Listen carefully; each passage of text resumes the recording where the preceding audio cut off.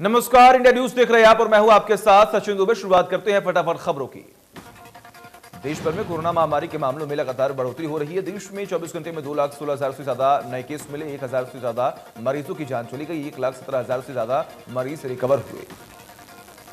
महाराष्ट्र में हालात सबसे ज्यादा खराब है। महाराष्ट्र में 24 घंटे में 61,000 से अधिक मामले आए सामने, 249 मरीजों ने दम तोड़ दिया, जबकि 53,000 से ज्यादा लोग ठीक हुए हैं। दिल्ली में भी एक बार फिर कोरोना पैर पसारता जा रहा है। राजधानी में पिछले 24 घंटे में कोरोना के 16,699 नए केस आए सामने, 112 लोगों की जान चली गई। राजस्थान सरकार ने कोरोना वायरस के बढ़ते संक्रमण को देखते हुए आज शाम 6 बजे से सोमवार सुबह 5 बजे तक राज्य में कर्फ्यू लगाने की घोषणा कर दी है। मुख्यमंत्री अशोक गहलोत ने लोगों से अपील की है कि कर्फ्यू के दौरान लोग सरकार का सहयोग करें और कोविड एप्रोप्रिएट बिहेवियर का पालन करें।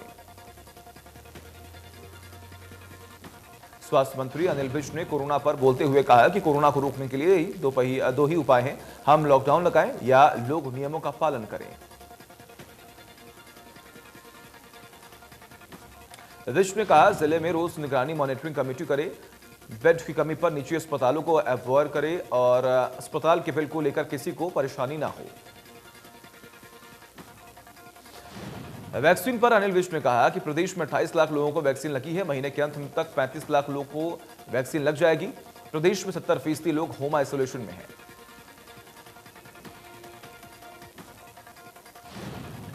किसान आंदोलन पर गृह मंत्री अनिल विज ने कहा कि केंद्रीय कृषि मंत्री नरेंद्र तोमर से मिलने जा सकता हूं, कोरोना के बढ़ते केस को देखते हुए आंदोलन खत्म करना चाहिए।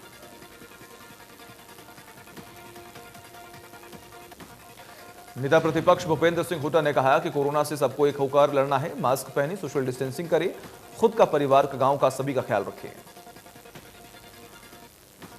भूपेंद्र सिंह हुड्डा ने कहा कि कोरोना की रोकथाम के लिए सरकार उचित कदम उठाए, वैक्सीनेशन की कमी है उसको बढ़ाया जाए। चंडीगढ़ में मुख्यमंत्री मनोहर लाल ने सभी जिलों के डीसी के साथ बैठक की, जिसमें स्वास्थ्य मंत्री अनिल विज भी मौके पर मौजूद रहे।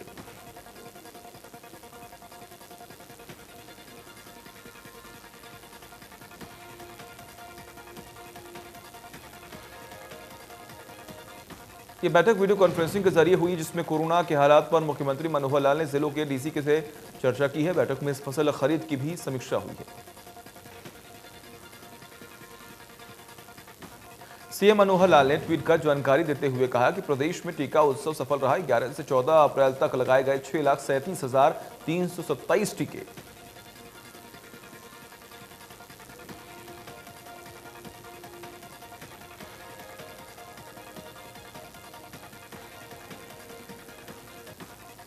हरियाणा के सभी उपायुक्तों और पुलिस कप्तानों को अनिल विज ने दिए आदेश, कोरोना नियमों को सख्ती से पालन कराएं। सख्ती करने से लोगों में होने वाली नाराजगी को झेल सकता हूं, लेकिन लाशों के ढेर नहीं देख सकता।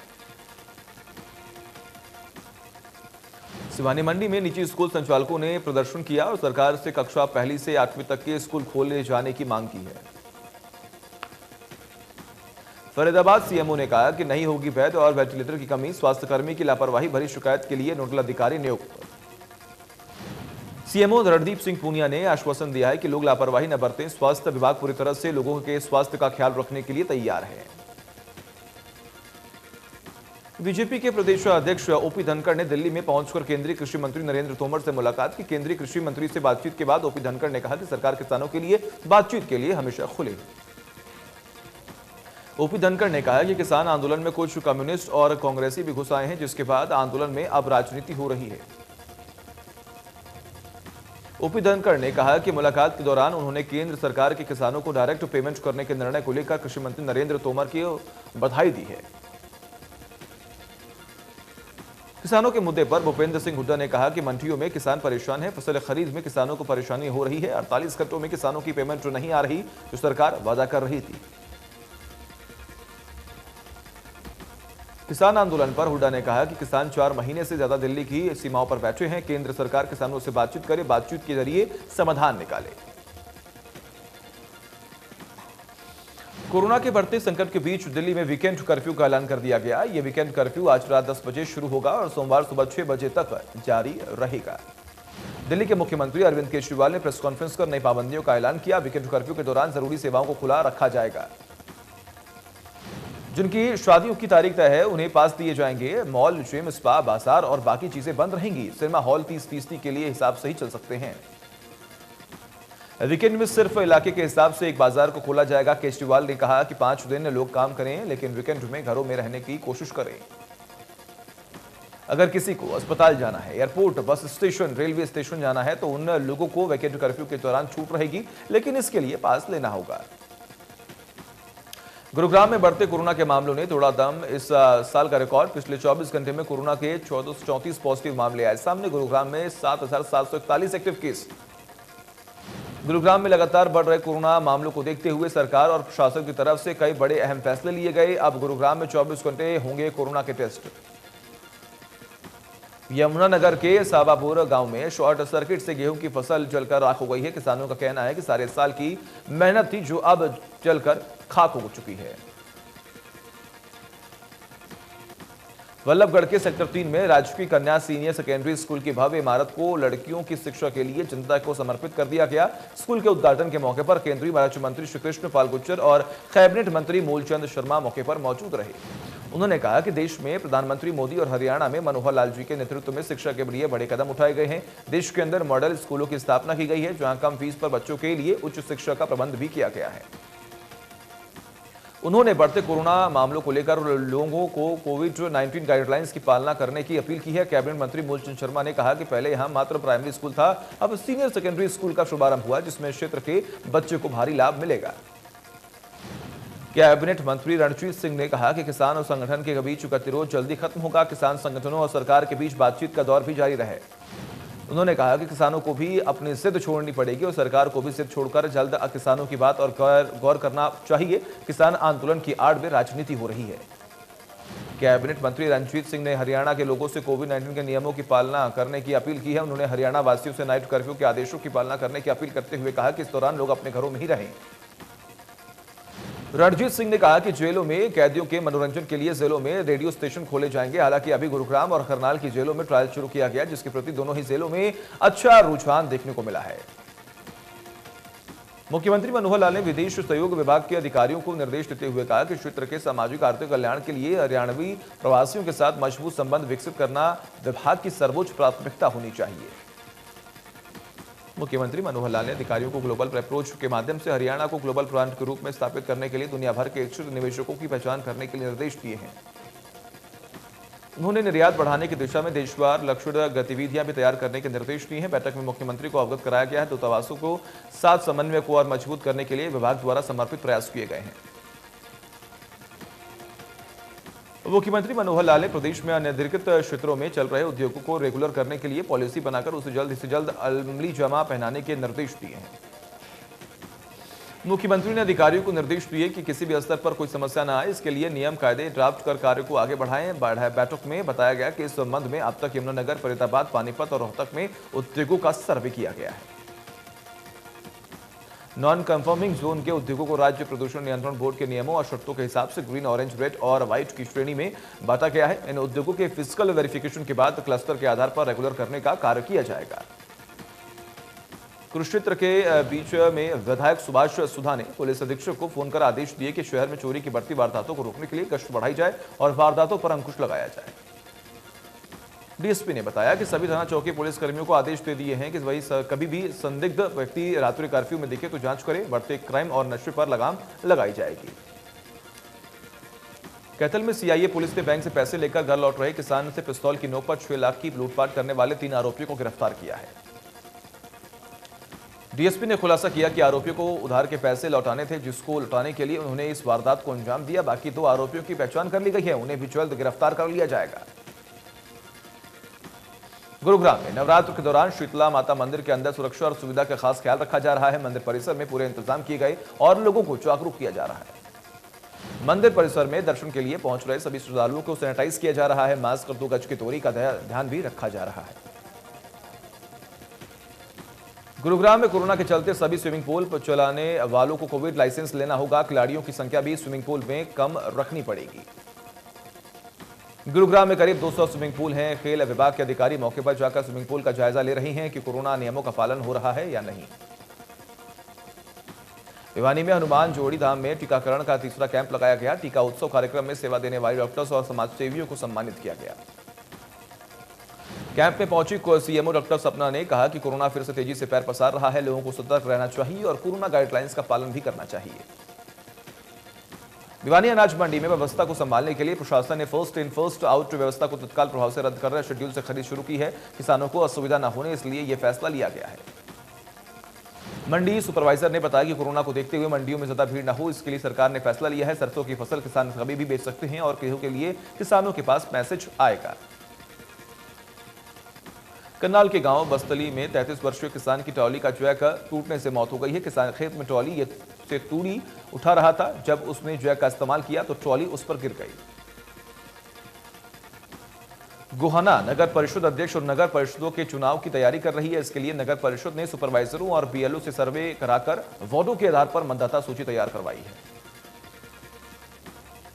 मुगोहाना में एसडीएम ने नगर परिषद में बीएलओ को मतदाता सूचियां उपलब्ध कराई। बीएलओ नगर परिषद द्वारा निर्धारित 8 सेंटरों पर बैठक कर मतदाताओं के दावे और आपत्तियां सुनेंगे। फरीदाबाद के सेक्टर 24 के औद्योगिक क्षेत्र में कंपनी में आग लग गई है। कंपनी के बराबर में खाली प्लॉट में झाड़ियों में आग लगने से कंपनी परिसर में आग की लपटें पहुंची हैं। आग लगते देख स्थानीय लोगों ने फायर ब्रिगेड अधिकारी को दी जानकारी। फायर ब्रिगेड के कर्मियों ने मौके पर पहुंचकर आग पर पाया काबू। कैथल उपायुक्त ने कहा कि कोरोना के बढ़ते केसों के दृष्टिगत स्वास्थ्य विभाग कम से कम 1500 सैंपलिंग जरूर करे। इतना ही नहीं, संक्रमित व्यक्ति के संपर्क में आने वाले 30 व्यक्तियों की सैंपलिंग भी हो। स्वास्थ्य सेवाओं में कोई भी कमी नहीं होनी चाहिए। अगर अतिरिक्त चीजों की जरूरत है तो उसके लिए चंडीगढ़ मुख्यालय डिमांड भेजी जाए। जिलावासी अपने धार्मिक अनुष्ठान कोविड-19 के चलते सायं के समय में करें और नाइट कर्फ्यू का पालन करें। गेहूं के सीजन में किसान, आड़ती और मजदूर परेशान हैं क्योंकि सिस्टम नहीं बन रहा है और गेहूं की फसल मंडी में पड़ी है। दुआना अनाज मंडी के अंतर्गत आने वाले परचेज सेंटर पर गेहूं तुलाई में 8 किलो गेहूं की गड़बड़ी का मामला सामने आया, जिसका एक वीडियो सोशल मीडिया पर हो रहा है वायरल। इस मामले में अब मार्केट कमेटी के असिस्टेंट सचिव बलवान ने मौके पर पहुंचकर इस मामले की जांच शुरू कर दी है। खरीद डीएफएससी एजेंसी कर रही है। सिरसा में कोरोना के मामले में निरंतर बढ़ोतरी हो रही है। सिरसा के चौधरी देवीलाल विश्वविद्यालय में 2 कोरोना संक्रमित मिलने के बाद से विश्वविद्यालय में शैक्षणिक गतिविधियों को इस सप्ताह के लिए बंद कर दिया गया है। विश्वविद्यालय के वाइस चांसलर अजमेर मलिक ने बताया कि विश्वविद्यालय में कोरोना प्रोटोकॉल को अपनाते हुए सैनिटाइजेशन करवाया दिया गया है। इसके अलावा विश्वविद्यालय के हॉस्टल खाली करवा दिए गए हैं, छात्रों को घर भेज दिया गया है। इससे पहले भी कुछ दिन पूर्व विद्यालय में कोरोना संक्रमित पाए जाने के बाद 3 दिन तक विश्वविद्यालय को बंद करवा दिया गया था। यमुनानगर में स्मैक के नशे की लत पूरी करने के लिए एक महिला ने 13 साल की छोटी बच्ची को डरा धमकाकर जिस्म फरोशी के धंधे में ढकेल दिया है। इस काम में उसके साथ उसकी एक सहयोगी भी देती थी, जो 200 रुपए में अपना कमरा इस घिनौने काम के लिए किराए पर लेने के काम कर रही थी। महज 13 साल की उम्र में बच्ची 6 महीने की गर्भवती भी हो गई है। इस बात का खुलासा उस वक्त हुआ जब बच्ची के मां बाप दर्द होने पर उसे सरकारी अस्पताल लेकर पहुंचे थे और डॉक्टरों को जांच के दौरान उसके गर्भवती होने की बात पता चली। पुलिस इस गिरोह की जड़ें खंगालने में लगी हुई है। अंबाला के अनाज मंडी में गेहूं की आवक जोरों पर है, लेकिन उठान नहीं हो पा रही है, जिसको लेकर आड़ती काफी परेशान है। आड़तियों का कहना है कि सरकार की खरीद का काम सुचारू रूप से चल रहा है, सिर्फ लिफ्टिंग की ही परेशानी हो रही है। उन्होंने कहा कि ठेकेदार हमें उतरने ट्रक उपलब्ध नहीं कर पा रही है जितने की हमें चाहिए। बल्लभगढ़ अनाज मंडी में गेहूं की लिफ्टिंग न होने के कारण किसान को परेशानी का सामना करना पड़ रहा है। लिफ्टिंग न होने के कारण किसानों का पैसा खाते तक नहीं पहुंच रहा है। मंडी में अधिकारी लगातार दावा कर रहे हैं कि जल्दी मंडी में गेहूं की फसल का उठान शुरू हो जाएगा। किसान मान रही हैं कि उन्होंने कई दिनों पहले अपना अनाज मंडी में पहुंचा दिया, लेकिन पैसे अभी तक भी उनके खाते में नहीं आए हैं। सुहाना गुरुग्राम मार्ग स्थित बांसी गांव के पास उस वक्त चीख पुकार मच गई जब एक दर्दनाक सड़क हादसे में एक 24 वर्षीय युवक की मौत हो गई। मौत के बाद युवक के शव को पोस्टमार्टम के लिए उसके परिजन ने सुहाना के नागरिक अस्पताल ले गए, लेकिन अस्पताल में डॉक्टर ड्यूटी पर मौजूद नहीं मिला, जिसके बाद मृतक के परिजन दूसरे डॉक्टरों से युवक का पोस्टमार्टम करने के लिए मिन्नतें करते दिखाई दिए।